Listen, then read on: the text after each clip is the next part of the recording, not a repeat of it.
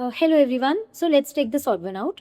Sentence number one says, as India looks to increase the number of cities, our urban planning must factor in potential natural disasters and work out contingencies in advance.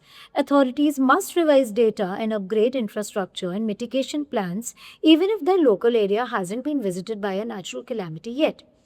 Extreme temperatures, droughts, and forest fires have more than doubled since 1980. There is no denying the fact that our baseline normal weather is changing. It is no longer a question of whether we will be hit by nature's fury, but rather when.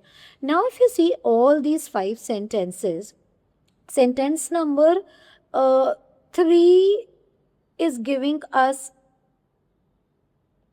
some statistics. And if you see sentence 4, 2, 1, and 5, they were following, actually forming a coherent paragraph because sentence number 4 was opening by noting that regular weather patterns now are undergoing some changes. Sentence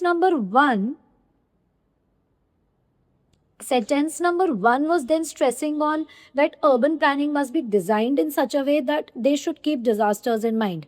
If you see sentence number two, it was building on this. It was extended this thought by suggesting that authorities should update their data and they should actually make changes positively, upgrading the infrastructure accordingly so that it becomes not prone to the disasters.